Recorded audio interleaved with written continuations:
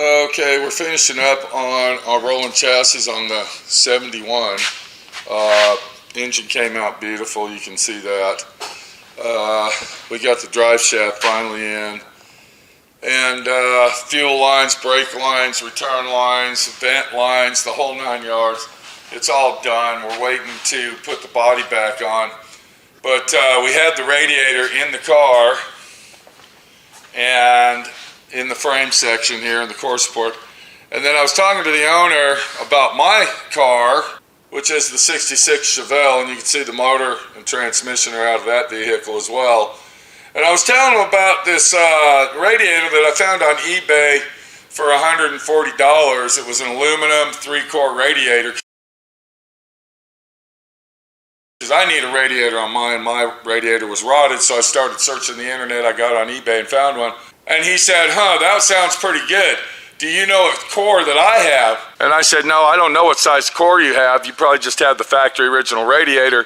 I do know that it had a lot of very bad surface rust on it, and it was showing a lot of wear and tear. Welcome to D.I.Y. Automotive School with my friend Pete and Minnie, the body shop girl. It's everything you need to know about cars and more. And you can see this is his radiator here. That might be a 2-core, I don't know. Maybe it's a single core radiator. You can see how thin it is. This is a factory original radiator that came out of his car. So as we were talking, he says, go ahead and see if you can find me a radiator, and that's what we did. We found a radiator on eBay. It was $148, I believe, or $175. It was in that range. And then we got it. So we're going to go ahead and open this eBay radiator up and see exactly what we got. And is this thing even worth messing with as far as buying an aluminum radiator for your hot rod car?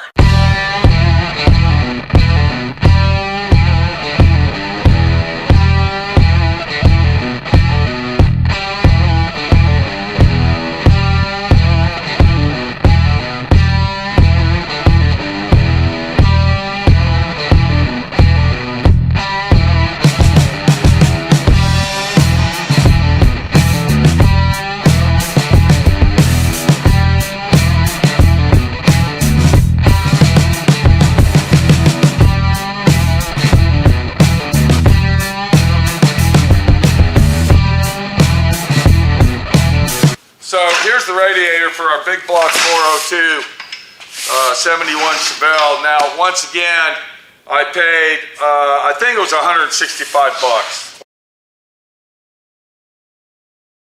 Or $170. I think mine was $140. But this is supposed to be an exact replacement, and this is supposed to be a 3-core radiator. If you get the big name brand radiators, they can cost up to $600 or $700. So getting on eBay and finding a radiator like this for the price that we paid is pretty much an insane situation. Now remember, this is supposed to be made specifically for a replacement radiator for this application. And once again, this is a 3-core radiator, it's not a 4-core. 3-core radiator, and this is a universal for automatic or standard transmission. But this is our radiator that we just purchased for $160 on eBay. And it does come with a, let's see if that's a vented cap. Yes. So it does come with a pressurized cap. And then if we get a better look at it, you can see here is our drain plug. The welds on it look decent, I guess. They don't look like they're going to leak. I wouldn't call those show quality welds at all, but they are welds. Once again, this is supposed to be a 3-core radiator. We're going to check it out against the other one, made in China, of course. And it does come with a radiator cap, overflow tube right here, And then it comes with your transmission hookups, and then it comes with these hookups here, which are for another type of transmission. So all of your universal transmission hookups are right here for your cooling. Of course, this has the car that we're working on does not apply to this. We have a standard transmission in it. It looks like it's pretty high quality. The welds here look decent. And overall, the radiator looks pretty nice. So we're going to go ahead and bring the original radiator up here for comparison.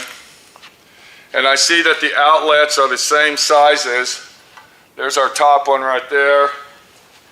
Our bottom one, same size. The tank size on this, if I look at it square, it looks like it's almost exactly the same as far as width goes. This tank over here, it looks almost exactly the same. This radiator here must be a 2-core because it's thinner than our aluminum one. Let me get a tape measure and we'll find out the difference. So if I measure this radiator, it comes out to be approximately 1.5 inches thick. If I measure this radiator, it comes out to be approximately 2 inches and 1/8. So this radiator is a thicker radiator than the original radiator. That's telling me that this was probably a 2-core radiator versus this being a 3-core radiator. Let's go ahead and measure the distance from the tank lip to tank lip. That's very important when installing this on your muscle car. And that comes out to be 29 inches. The reason that's important because that's where the rubber seals go that actually hold this radiator in place. Let's go ahead and measure this one. And that comes out to be 29 inches as well, outside to outside. So that's actually a good situation. We're going to go ahead and measure from the pitcock where the drain pitcock is over to our lower hose. Let's see what that comes out to be. Center to center is 30.5. If we measure from this pitcock over to here, this is actually 31. So the center of this one's a little different than that one. This is 31.25, whereas this one here was 30.75. I said 31.5 at first, so it's about 30.75 versus this one is 31.25. So that is a little different. If we measure from the tank inlet to filler to this hose over here, comes out approximately 32. If we measure from this tank filler, this is actually 31. The difference from here to here and from here to here are a little bit different. These are a little smaller, but the situation is this measurement here, which is the most crucial one, which I was telling you is 29, same as this one. 29 is exactly the same. If we measure the width of the small tank from inside here, we're going to get 1.5 inches. That's going to be 1.5 inches on that. We come over and measure the original factory tank. That's actually going to be 1.25 inches. 1.75 inches. That's actually 1.25 inches. So this tank is actually smaller than this tank itself. If we measure the aftermarket made in China tank from inside to outside, it's going to be 3 3/8. If we measure the factory tank, it's going to come out to be 3 7/8. So this tank is actually bigger than this tank. While we're on this side, we're going to go ahead and measure the thickness of the tank itself. This one comes out to be approximately 2 3/4. This one comes out to be 2 1/4. So this is a little bit thinner. This is a little bit bigger. Now that we've done our measurements on our radiators, let's go ahead and see how the aluminum one fits into the factory core support area where the original radiator was at.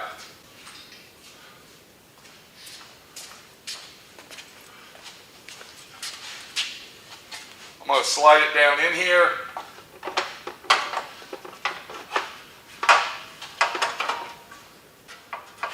And it seems like it fits in there pretty cushy. So before we bolt it down, I want to go ahead and show you that it does sit into, if you look right here where my finger is, it does fit into the factory rubber cushions, and it fits on both sides pretty good. I wouldn't say flawlessly perfect like the original, but it does fit in there. So now we'll go ahead and bolt the top plate on. We'll get that lined up. And it seems to fit in there pretty good. Let's go ahead and bolt it down. See what happens.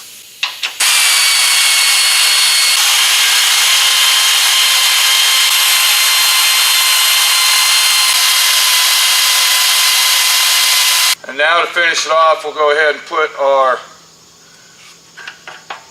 slide our fan shroud cover back in place. We're going to go ahead and hook up the top radiator hose, and it fits on there perfect. I noticed that the neck on the radiator where the hose goes on is a little bit short, but it does fit enough to put the clamp on nice and snug. We'll go ahead and put the lower hose on, and I see that it's a little bit close to the fan shroud. It's a little bit more snug to the fan shroud. I'm going to have to take my air saw and cut that out.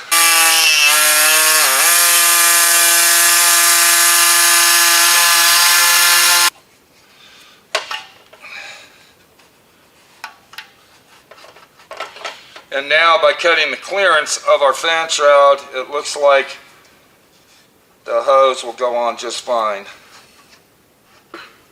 Before we put any water in the radiator, we want to go ahead and make sure that these fittings are tight. So I'm going to get an Allen wrench that fits it. And I'm just going to make sure that these are snug. And they're not. Look at that. So if you buy one of these radiators, make sure that you check all your fittings and make sure they're tight so you don't have water leaks. And there you go. That's the aftermarket eBay purchase of a made in China $160 plus tax and shipping radiator. Actually, on eBay we didn't pay for shipping. All we had to pay for is taxes. If you buy it anywhere else on the internet, you'll have to pay for shipping, and eBay is a good place to be looking for this. It fits really nice. I like the way it fits. Does it fit flawlessly perfect like the factory radiator? Well, I'm going to let you be the judge of that. You can see that the cushions fit in there pretty damn close. Everything fits great. Everything lines up. And the owner now has a brand new 3-core radiator for his car. And it does come, which I was very surprised, it comes with a vented pressurized gas cap, and works great. So this is Pete, my friend Pete, your friend Pete, checking out items on the internet that you can save money at and making it work for your budget, basically. Check out eBay. Before you buy anything, always go to eBay. eBay is 95% free shipping, and the products on there are a lot cheaper. So we'll go ahead and pack this radiator in the trunk of the car for the owner, and then he can do what he wants with it. It's still a good radiator. It's just the original radiator, and it's probably all clogged up in there. But if he wants it, we'll give it to him. If he doesn't, scrap iron it goes. Take it easy, guys.